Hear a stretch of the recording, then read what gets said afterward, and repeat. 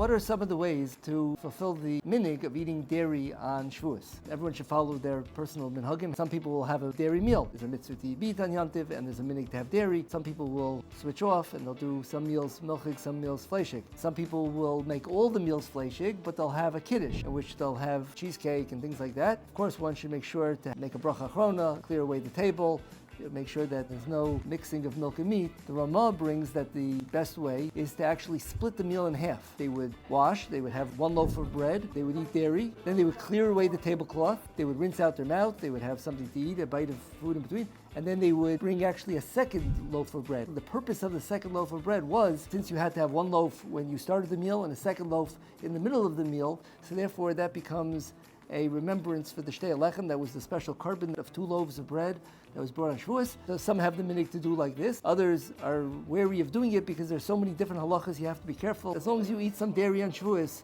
then you are mekayim the minig of dairy on Shavuos.